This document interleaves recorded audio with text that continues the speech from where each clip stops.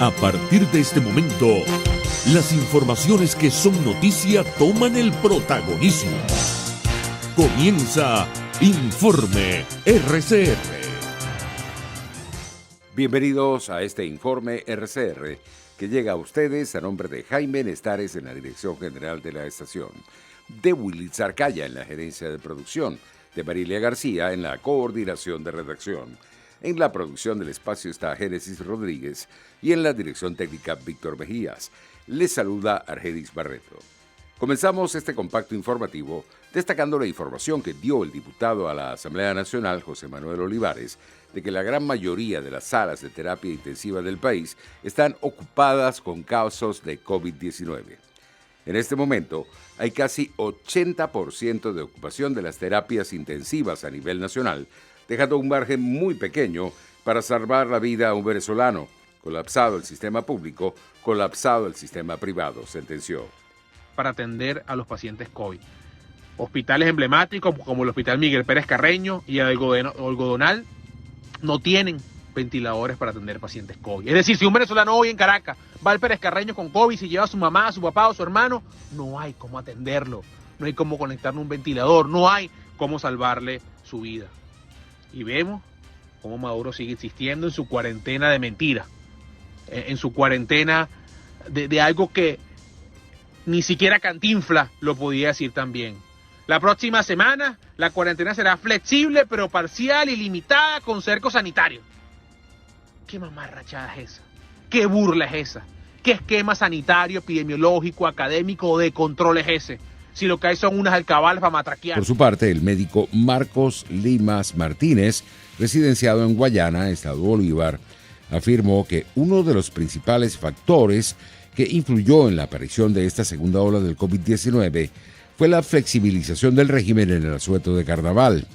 Limas Martínez también hizo referencia de que en esta entidad más del 70% de las familias no reciben agua por tubería y que esto también es otro factor para el aumento de los contagios del coronavirus. Sabemos ciertamente que la variante P1 o variante brasileña de la COVID-19 es una variante que tiene mayor transmisibilidad, pero no solamente podemos atribuir lo que estamos observando actualmente a esta variante, sino que también hay una serie de factores sociales que son muy importantes que me gustaría describir. No solamente la flexibilización del carnaval, sino que a pesar de que estamos en el estado que contiene, por ejemplo, las mayores reservas de agua dulce, es importante destacar que aun cuando estamos a orilla del río Orinoco, más del 60% de los hogares bolivarenses no recibe agua por tubería. Entonces algo tan sencillo como mandar a la gente a lavarse las manos es algo que pareciera ser acá una utopía en nuestro estado Bolívar. También hay que señalar, por ejemplo, la poca conciencia ciudadana. Hay una de las cosas que decía el doctor Franchi, que tú reseñabas actualmente, que la gente, por ejemplo, en el carnaval, las personas estaban bailando en las comparsas y allí nadie llevaba mascarilla. Entonces, indudablemente eso nos refleja también que además de la responsabilidad gubernamental, que por supuesto es indudablemente muy importante, está también un problema de responsabilidad ciudadana que también ha influido en lo que tenemos actualmente. En otras noticias, el presidente de la Confederación Venezolana de Industriales con Industria, Adán Celis, expresó su preocupación por la escasez de gasoil que nuevamente comenzó a intensificarse en el país. El empresario señaló que, de acuerdo con el último sondeo realizado por el gremio, las industrias tienen reserva de gasoil para una semana o poco más para mantener sus plantas operativas. Eso significa que hay otros que están con 2 o 3 días de combustible o que ya se están parando. La situación es crítica, advirtió Celis. Por su parte, los productores de leche de Carora, municipio Torres del estado Lara, se declararon en emergencia debido a la marcada escasez de gasoil, combustible fundamental para la agroindustria. Los productores lecheros de la localidad enviaron cartas al Ministerio de Agricultura y Tierras y al Ministerio de Comercio, informó la prensa de Lara. En las misivas se alerta de que el sector agropecuario en su conjunto se encuentra en alerta roja. Específicamente, el sector lechero presenta una caída de 50% ante la escasez de gasoil. Entre tanto, el presidente de FedeAgro, Achilles Hopkins, aseguró este martes que con esta situación de la escasez del diésel se han perdido alrededor de 20 millones de kilos de alimentos y que si esto no se resuelve lo más pronto posible, se empezará a notar la falta de alimentos en los platos de las familias venezolanas. Ayer conversábamos con dirigentes de la zona de los Andes y nos hablaban de la pérdida ya de cerca de 20.000 toneladas de productos de hortalizas y papas que están saliendo de los Andes venezolanos. Esto estamos hablando de 20 millones de kilos de alimentos. Pero esta situación que se vive en el eje andino también lo estamos enfrentando en el eje occidental, donde en este momento está en plena cosecha de arroz y en plena cosecha de frijol. Y esto va a expandirse, se está expandiendo a todos los rincones del territorio nacional. La denuncia de FEDENAG ayer con el tema de la leche. La leche tiene que salir todos los días de las unidades de producción, de las fincas, de las haciendas, hasta los centros de recepción para que allí sean procesados y ir entonces a los centros de consumo. Nuestras agroindustrias tienen que procesar todos los días alimentos y esto tiene que llegar a los automercados. Nuestro llamado de atención aquí a las autoridades a que se administre la escasez. Estamos conscientes de la crisis. ¿Cuál es el origen de la crisis? Pues que Venezuela tiene una capacidad refinadora de 1.303.000 barriles diarios y probablemente se está refinando el 8 o el 10% de su capacidad. ¿Por qué? Pues porque las refinerías no sirven. Asimismo, Achilles Hopkins rechazó que de Venezuela sigan saliendo buques cargados de diésel a otros países, como por ejemplo Cuba, y que en Venezuela se registre esta crisis sin tener ninguna respuesta por parte del régimen de Maduro. ¿En qué cabeza razonable puede caber que si tenemos una crisis de combustible donde el diésel amenaza con paralizar la producción de alimentos en el país, y para que se entienda, paralizar la producción de alimentos en el país significa que no lleguen más alimentos al plato del venezolano? Entonces, si esta es la situación, ¿cómo es posible que nosotros sigamos exportando? Aquí las autoridades tienen que, en primera instancia, abocarse a recuperar la capacidad refinadora de nuestros complejos refinadores, valga la redundancia, a que lo poco que esté saliendo vaya a los sectores priorizados y por supuesto que todo se quede aquí en Venezuela y que no se siga enviando diésel a otras latitudes, a otras naciones. Este es nuestro llamado de urgencia, porque de lo contrario, María Alejandra, va a colapsar el sistema agroalimentario, no solamente la producción primaria, nuestra agroindustria y la distribución de alimentos en todo el país. Para el economista y experto petrolero José Toro Hardy, son muchos los factores que han influido en la escasez de gasoil en el país. Entre las principales, destaca que es la destrucción a las industrias petroleras del país. La situación de nuestras refinerías es deplorable. La mayor parte de ellas no funcionan y se está produciendo algo de gasolina en Cardón y en El Palito espasmódicamente. A veces sube la producción, tienen alquiler, conatos de incendio, tienen, en fin, y tienen que parar la producción. Para producir gasolina hay que cumplir toda una etapa en las torres de craqueo catalítico de las refinerías.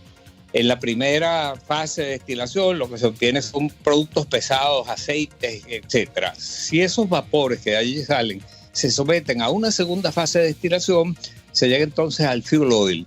Ese fuel oil hay que someterlo a una tercera etapa de destilación y por esa vía se llega entonces al diésel. Y ese diésel sometido a una cuarta etapa de refinación llega a la gasolina. ¿Qué pareciera estar pasando en este momento? Uno, hay poca, la dieta de las refinerías no es suficiente y están produciendo muy poco de cualquier producto. Dos, pareciera que están priorizando la gasolina sobre otros productos, porque la gasolina, el pueblo lo ve inmediatamente, la escasez de gasolina, con lo cual no están procesando diésel o lo procesan en cantidades menores.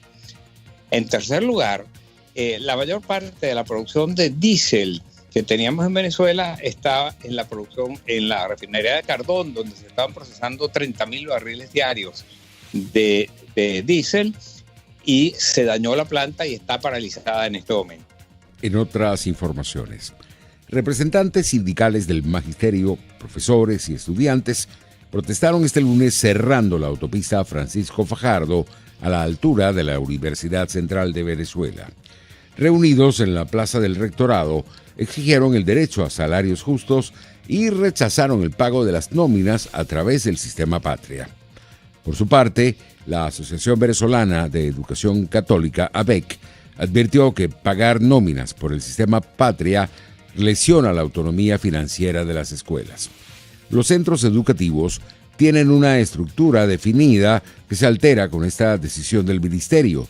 La autonomía financiera es indispensable para la sostenibilidad de los proyectos educativos, manifestó la AVEC.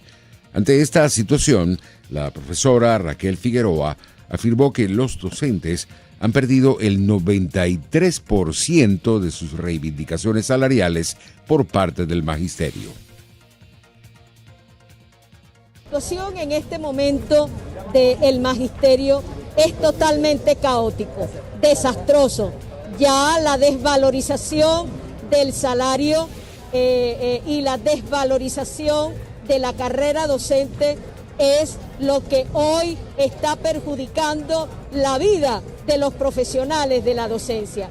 Ya no tenemos seguridad social, inclusive ya nuestra contratación colectiva casi de hecho está desaparecida.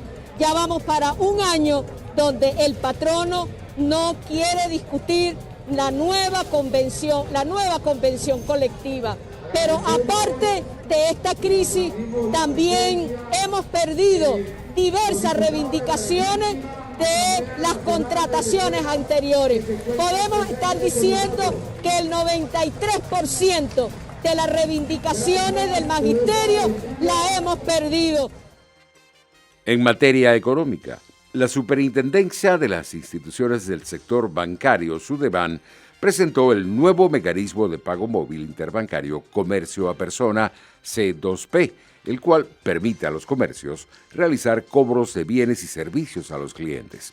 El ente informó que pago móvil interbancario C2P, Comercio a Personas, es muy sencillo. El comercio solicita el número de cédula, celular y el nombre del banco. Seguidamente, el cliente recibe un mensaje de texto con el código para suministrarlo al comercio y continuar la operación. Finalmente, el comercio registra el código y confirma la transacción. El superintendente de las instituciones del sector bancario, comandante Antonio Morales, destacó que con este nuevo método de pago se continuará avanzando hacia una economía 100% digital. Informaron que hasta la fecha 12 bancos ya cuentan con el servicio y para el próximo 15 de abril todo el sistema debe disponer de este método de pago.